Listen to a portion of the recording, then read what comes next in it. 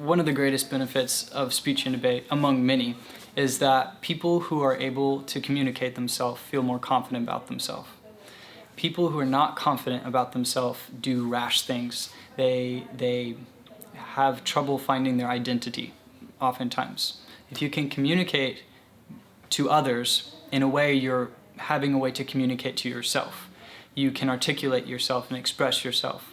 People always talk about the importance of art, like drawing or music as an outlet, but speaking is also an outlet. If you have a way to speak to someone what your heart is really saying, then you are communicating with your soul to their soul. And that is so important in community, for a country, between countries, between relationships, in marriage. I think one of the biggest benefits having been a competitor is just the critical thinking skills and the character that students build up. It's a competitive sport, so you get into those rounds of wanting to win or lose, and so navigating through each of those times at tournaments when you're in long hours is great for character building as students, to work as a team but also work individually. And then within the rounds they're learning huge critical thinking skills, dealing with real world issues, and how to be able to sort through that and communicate truth effectively to common people on the street. And that's exactly what we want them to be doing when they graduate and they go into different fields, whether that's in medicine or in a church position or in business. We want them to have those abilities to communicate. I'm so impressed with the kids and how professional they are, how respectful they are, how much they help you find where you need to go. These kids they give me hope. They give me a lot of hope for the future. I'm excited about, I know the culture. If these kids are a part of the future, then we have reason to be excited. I've seen so much team rapport, so much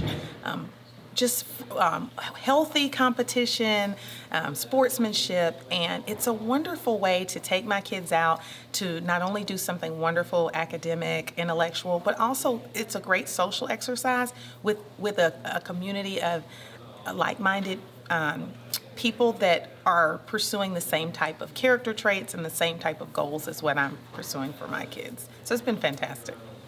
I think there's so many really important things. In our own family, I have seen two primary things. Academic preparation is huge. I have a son who started college this fall at Wheaton, and he grew up in Stoa, and just the academic preparation is so apparent in everything that he's doing in school today. And then the other side is the social side. I mean, my kids, even though we live in a town, we're active in our homeschool community, their best friends are their Stoa friends. And they look forward so much to every single tournament and seeing their friends, and just those are great relationships. So I'd say one of the biggest benefits is confidence. So regardless of whether that applies to interviews or actual public speaking or just raising my hand in class, just having the ability to speak up, be able to articulate my thoughts, and be able to be confident about those thoughts and not just give them in a kind of questioning or unsure way, but be able to speak my mind and speak what I know it's true and speak what I've read and what I've thought about. So I would say twofold. The first is that it definitely helps you develop your communication skills.